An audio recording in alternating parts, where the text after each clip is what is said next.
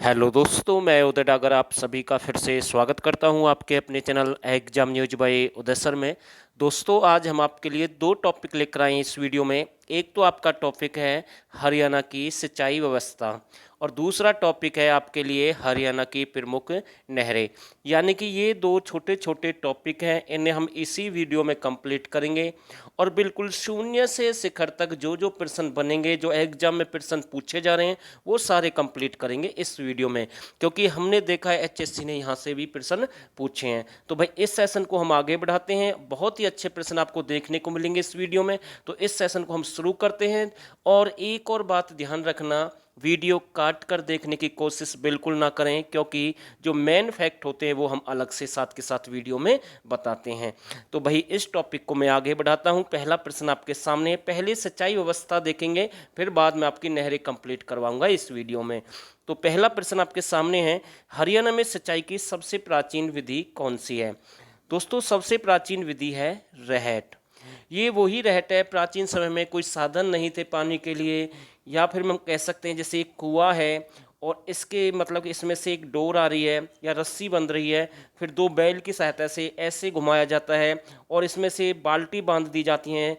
एक नेजू है या जिसे हम रस्सी कहते हैं, उसमें से पानी ऐसे निकलता है और ऐसे सिंचाई की जाती थी। तो ये मैं आपको समझा रहा हूँ, उसे बोलते हैं रहट। आगे देखते हैं, हरियाणा में प्राचीन सिंचाई के लिए कितने प्रकार थे? भाई ऐसे ही कितने प्रकार से सिंचाई की जा सकती है? तो प्राचीन समय के अनुसार मैं आपको बता रहा हूँ। एक मोट है भाई, ये भी एक सिंचाई का साधन है। घिरनी वही है, एक रहट का तरह का जो होता है सिंचाई का साधन, आप समझ गए होंगे, एक गोल चक्कर सा।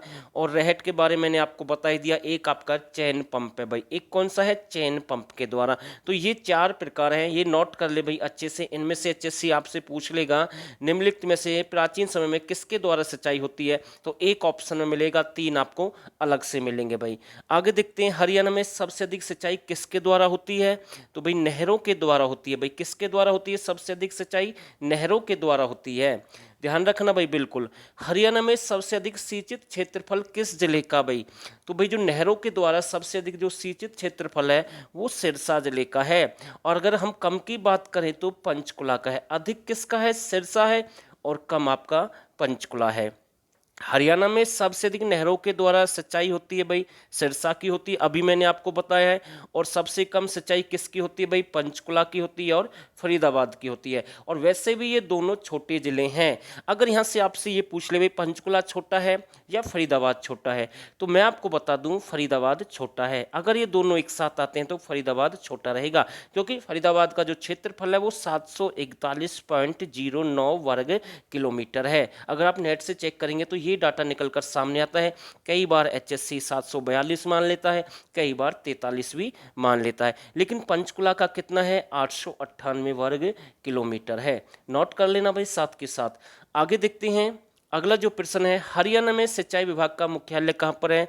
मोस्टली जितने भी डिपार्टमेंट के जो हेडक्वार्टर हैं या फिर कोई मुख्यालय है वो सारे हरियाणा में, तकरीबन मैं आपको बताऊं पंचकुला में भाई, ठीक है ना। अगर आपको कोई पता भी नहीं है तो आप अंदाजे से भी आंसर लगा सकते हैं। अगर ऑप्शन में पंचकुला है तो मोस्टली सबका पंचकुला में है। 90% मैं कह रहा हूँ, तो ये आपको अच्छे से याद रखना है भाई।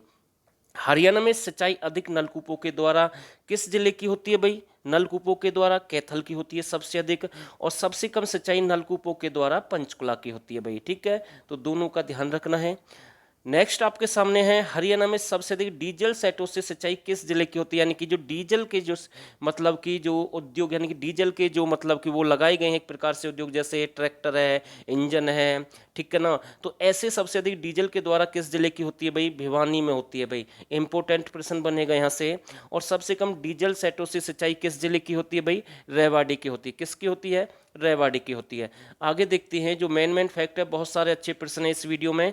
हरियाणा में सबसे अधिक ट्यूबवेलों से सिंचाई किस जिले की होती है भाई? ट्यूबवेलों से सबसे अधिक होती है यमुनानगर में, और कम होती है भाई पंचकुला की। मोस्टली एक और बात का ध्यान रखना, तकरीबन अगर हम कम की बात करें तो सभी का आंसर पंचकुला भाई। क्या रहेगा? पंचकुला है लगभग, एक दो को छोड़कर भाई। जैसे डीजल का भी अलग से आया, रेवाड़ी है।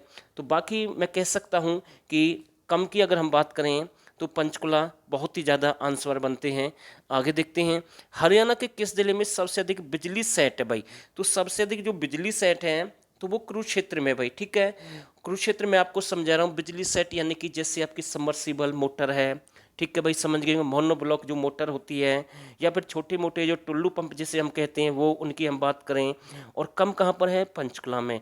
तो इसी को देखते हुए सबसे अधिक जो सबमर्सिबल मोटर पंप कहाँ के प्रसिद्ध है भाई, कुरुक्षेत्र के लाडवा या शाहबाद, इन दोनों के बहुत ही ज़्यादा प्रसिद्ध हैं। जबकि जो आपके पनडुब्बी के जो मोटर पंप है वो कहाँ के प्रसिद्ध हैं, वो आपके कैथल के प्रसिद्ध है भाई। कहाँ के प्रसिद्ध हैं, कैथल के प्रसिद्ध हैं। तो ये प्रश्न भी यहाँ से बन सकता है। आगे देखते हैं, हरियाणा के कुल कितने जिलों में सिंचाई के लिए नहरों पर निर्भर हैं। तो भाई, और पानी जो पीने के लिए भी नहरों पर निर्भर हैं। तो 22 में से 17 जिले ऐसे हैं भाई जो नहरों पर निर्भर हैं। किस किस के लिए, सिंचाई के लिए और पीने के पानी के लिए। आगे देखते हैं भाई, नहरों का शहर किसे कहते हैं। तो बिल्कुल सही आंसर रहेगा, नहरों का शहर किसे कहते हैं भाई, टोहना को कहते हैं। किससे कहते हैं, टोहना। टोहना आपका कहाँ पर है भाई, फतेहाबाद में है। टोहना कहाँ पर है भाई, फतेहाबाद में है। झरनों की नगरी किसे कहते हैं, पंचकुला को कहते हैं भाई। झरनों की नगरी किसे कहते हैं, पंचकुला को कहते हैं। धरातल की भूमि भी किसे कहते हैं, पंचकुला को कहते हैं। और भूकंप नगरी भी हम कह सकते हैं, सबसे अधिक भूकंप यहीं पर आते हैं। जबकि भूकंप मापी जो केंद्र है वो आपका झज्जर में है भाई, ठीक है, ध्यान रखना।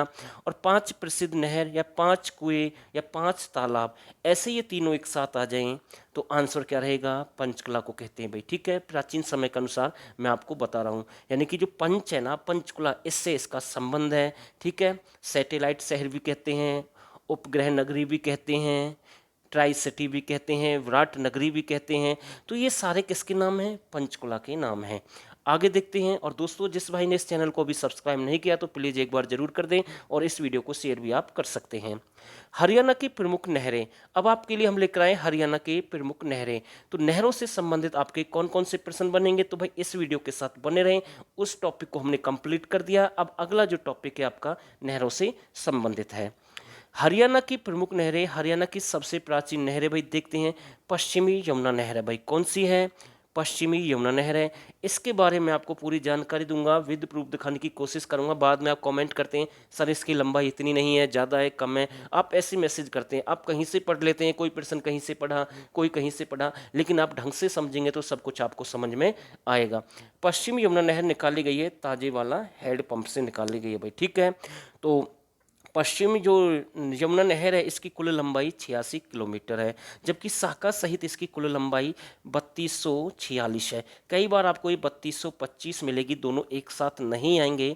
और ऐसे ही पश्चिम यमुना नहर की कुल ब्रांच सहित लंबाई कितनी है, कई बार 326 मिलेगी और कई बार आपको 325 मिलेगी। अब इसके जो मेन फैक्ट है मैं आपको इसमें दिखाता हूँ, विद प्रूफ दिखाने की कोशिश करूँगा, तो भाई ये भी देख ले साथ के साथ। इसमें आपके सामने लिखा हुआ है, ये हमने गूगल से सर्च किया है। तो भाई टोटल है जो है इसकी कुल लंबाई कितनी है भाई, शाखा सहित जैसे हम आपको बता रहे थे 325 या 26, 5 लाख हेक्टेयर पर इससे सिंचाई होती है पश्चिमी यमुना नहर से। एचएससी सीधा आपसे ऐसे भी पूछ सकता भाई कितने हेक्टेयर पर सिंचाई होती है, 5 लाख। ऐसा नहीं है केवल इसका संबंध हरियाणा से है, ये इनका संबंध और राज्य से भी है, जैसे इसमें दिल्ली राजस्थान भी लिखा हुआ है। और ये ना आपके ताजेवाला में 1832-33 की एक यानी कि प्रोजेक्ट हम कह सकते हैं, जबकि हथनी कुंड बैराज पर इसका संबंध 1999 से है। तो यहाँ तक आपको समझ में आया होगा जो भी मैंने आपको समझाया भाई, ठीक है। तो ये सब कुछ मैंने अभी आपको इसमें बताया है। आगे देखते हैं, जो अगला प्रश्न आपके सामने है। पश्चिमी यमुना नहर का निर्माण फिरोज शाह तुगलक ने करवाया, 1355 में इसका निर्माण हुआ है। और सिकारगाह तक पानी पहुंचाने के लिए इसका निर्माण करवाया गया। सिकारगाह आपका यूपी में है भाई, ध्यान रखना कहाँ तक, सिकारगाह का एक स्थान है यूपी तक। नेक्स्ट प्रश्न देखते हैं, हरियाणा की सबसे छोटी नहर कौन सी है। तो सबसे छोटी नहर है भिवानी नहर, और इस भिवानी नहर को BN चक्रवर्ती नहर भी कहते हैं भाई। और आप हमें कमेंट करके बताएंगे भाई ये BN चक्रवर्ती कौन थे और इनका संबंध हरियाणा से क्या है और ये किस पद पर थे भाई, ठीक है। और इससे भिवानी नहर से भिवानी जिले की सिंचाई होती है। इंपॉर्टेंट प्रश्न है भाई। हरियाणा सरकार ने किस नहर को डी नोटिफिकेशन किया भाई, तो सही आंसर रहेगा दादुपुर नहर, नलवी नहर, जैसे हम दादुपुर यमुनानगर नलवी कुरुक्षेत्र के नाम से भी जानते हैं, मतलब इसका संबंध यहाँ तक है। ये जो प्रश्न है ना एग्जाम में आया भाई, लास्ट एग्जाम में ये प्रश्न यहाँ से पूछा गया है। और पश्चिमी यमुना नहर के तो बार बार पूछता है, तो ये प्रश्न अपने आप में मोस्ट इंपॉर्टेंट है। बिल्कुल ऑप्शन में आपको ऐसे ही मिला था भाई, ध्यान रखना ये फिर से रिपीट हो सकता है। और साथ के साथ मैं आपको बता रहा हूँ, अगर आप हमारे 1000% ज्वाइन करते हैं तो मैं आपको विश्वास दिलाता हूँ, वो डाटा है कि आपके जो अच्छे लेवल के प्रश्न होते हैं ना, वो आपके गलत नहीं होंगे भाई। मैं किसी को फोर्स नहीं कर रहा हूँ। अगर आपको लगता है इस चैनल पर दम है, अच्छे से तैयारी हो सकती है, हमारे पास अच्छा डाटा हो सकता है, तो आप ज्वाइन कर सकते हैं भाई। आगे आपकी मर्जी है, आपको इस नंबर पर हमें व्हाट्सअप करना है। आगे देखते हैं भाई, अगला जो प्रश्न है, अंबाला डिवीजन की जीवन रेखा किसको कहा जाता है? तो भांगड़ा नहर को कहते हैं भाई। किससे कहते हैं? भांगड़ा नहर को कहते हैं भाई, अंबाला डिवीजन की जीवन रेखा। अब इसके जो मेन फैक्ट है वो भी देख लेते हैं साथ के साथ। भांगड़ा नहर निकाली गई है सतलुज नदी पर नांगल बांध बनाकर। इंपोर्टेंट है भाई। कुल लंबाई इसकी कितनी है? 165 किलोमीटर है। और ये प्रवेश स्थल है ना, इसका जो प्रवेश स्थल है ये अजीमगढ़ गांव है जो कि टोहना में है। तो यहाँ से ये एंट्री करती है भाई। इंपोर्टेंट प्रश्न है बिल्कुल। और दोस्तों, अगर आपको पीडीएफ चाहिए तो आप हमारा टेलीग्राम चैनल ज्वाइन कर लें, लिंक हमने डाल दिया इस वीडियो में, वहाँ से आप जुड़ सकते हैं। जो भी हमारी क्लास हो रही है उसकी पीडीएफ हम वहीं पर शेयर कर रहे हैं। आगे देखते हैं, बहुत ही अच्छा प्रश्न है, हरियाणा की जीवन रेखा किस नहर को कहते हैं भाई? जिसे हम SYLV कहते हैं, यानी कि सतलुज यमुना लिंक नहर भी हम कहते हैं। तो इसकी कुल लंबाई ना आपको कई बार 212 मिलेगी, कई बार आपको 214 भी मिलेगी। लेकिन आप नेट से सर्च करेंगे तो ये भी दो प्रकार का डाटा आता है आपके सामने।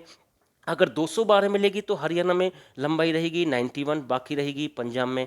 अगर 214 मिलेगी तो हरियाणा में लंबाई रहेगी इसकी 92, यानी कि 92 किलोमीटर। बाकी ये जो इसका संबंध है, जो इससे अलग जो बचता है एरिया, वो पंजाब का भाई, ठीक है ना। और सरकार का इससे जो उद्देश्य है, महेंद्रगढ़ तक इससे सिंचाई व्यवस्था पूरी करनी है। सरकार अपनी तरफ से काम कर रही है। सरकार इसके लिए अलग से बजट भी पेश करती है, जो कि सरकार के द्वारा इसके लिए अलग से 100 करोड़ को, जो 100 करोड़ का बजट भी अलग से पेश किया गया, वो हर बार करती है सरकार। तो आपको ध्यान रखना है। और इसका जो मुख्य है, जो दक्षिण पश्चिम क्षेत्र है जहाँ पर पानी कम है, उसकी भरपाई करना है भाई, ठीक है। तो वैसे ये आपका करपुरी गांव पंजाब से निकलती है। नेक्स्ट प्रश्न देखते हैं, दक्षिण हरियाणा की लाइफ लाइन कहलाती है भाई, कौन सी कहलाती है? आवर्तक नहर। आवर्तक नहर का उद्गम स्थल है हमीदा हेड से है, और खुदाई 1969-70 में चौधरी बंसीलाल के द्वारा करवाई गई, और कुल लंबाई है इसकी 67 किलोमीटर, ठीक है। और इसका जो संबंध है करनाल से मुनक हेड पंप तक है। और दोस्तों, हम बार बार आपसे बोलते हैं स्मार्ट वर्क करें, अच्छे से पढ़ें, समय ज़्यादा नहीं मिलेगा आपको। आने वाले टाइम में बहुत सारे एग्जाम होने हैं, तो पढ़ते रहें, आगे बढ़ते रहें। नेक्स्ट प्रश्न आपके सामने है, हरियाणा और दिल्ली के बीच विवादित नहर कौन सी है भाई? मुनक नहर है। इस पर विवाद चला हुआ भाई, ठीक है ना। कई बार ऐसा आता है सामने में, जो केजरीवाल है, मुख्यमंत्री हैं दिल्ली के, वो बोलते हैं कि हरियाणा वाले हमें पानी नहीं दे रहे। तो ये वही नहर है भाई, ठीक है ना। तो ये वही नहर है, पर ऐसा नहीं है हरियाणा वाले उनका पानी रखते हैं। जैसे भी सरकार से अपनी तरफ से कोशिश की जाती है, सरकार अपनी तरफ से कोशिश करती है, तो सीधी सी बात है, कई बार तो बारिश इतनी ज़्यादा हो जाती है, अगर कोई चाहकर भी पानी रोकना चाहे तब भी नहीं रोक पाएगा, क्योंकि ये एक प्रकृति की देन है। जहाँ पर इसे स्थान मिलेगा वो इधर की साइड भागेगा भाई, ठीक है। तो ध्यान रखना, हरियाणा और दिल्ली के बीच विवादित नहर कौन सी है? मुनक नहर है। और इसका निर्माण कब करवाया गया? तो ध्यान रखना, 1996 में ये समझौता हुआ था भाई हरियाणा और दिल्ली के बीच में। जबकि इसका जो निर्माण हुआ वो भी देख लेते हैं साथ के साथ। मुनक नहर पश्चिम यमुना नहर से करनाल के मुनक नामक स्थान से निकाली गई है। इस नहर का निर्माण 2003 से हुआ है, और ये नहर 2012 में चालू करवाई गई। मैं आपसे बार बार एक ही बात बोल रहा हूँ भाई, जितनी भी हम वीडियो डाल रहे हैं वो चैप्टर हम डाल रहे हैं जो एग्जाम में जहाँ से प्रश्न बन रहे हैं। तो अगर आपने हमारी लास्ट वीडियो नहीं देखी तो भाई देख लें, आपके लिए अच्छा मौका है, क्योंकि बहुत सारी वीडियो मैं डेली डाल रहा हूँ। और मैं कह सकता हूँ, विश्वास के साथ कह सकता हूँ, आपकी अच्छे लेवल की तैयारी हो रही है भाई। अगर आप ये भी चाहते हैं कि जो भी हाई लेवल के और भी कोई प्रश्न बने, अगर आप वो भी चाहते हैं तो भाई आप हमारे ज्वाइन कर सकते हैं। 1000 प्रश्न, आगे आपकी मर्जी है। इस नहर की कुल लंबाई 102 किलोमीटर है भाई। एशिया की सबसे लंबी नहर भाई कौन सी है? इंदिरा नहर है, हरियाणा के सिरसा जिले को छूती है भाई, ठीक है ना। ये इंदिरा नहर है ना, वैसे तो इसका संबंध राजस्थान से है, और ये हरियाणा के किस जिले को छूती है भाई? सिरसा को, ठीक है, ध्यान रखना। तो ये एक हमारी तरफ से एक छोटा सा प्रयास था। और मैं फिर से कहता हूँ, अगर आपको ये वीडियो अच्छी लगी है तो इस चैनल को सब्सक्राइब कर देना, और जो हमारे पुराने साथी हैं या फिर जो हमारे नए साथी हैं वो इस वीडियो को शेयर कर सकते हैं। और दोस्तों, कमेंट करके हमें जरूर बताएं कि वीडियो कैसे रही। तो फिलहाल के लिए बस इतना ही, और आप सभी ने इस वीडियो को यहाँ तक देखा, आप सभी का बहुत बहुत धन्यवाद।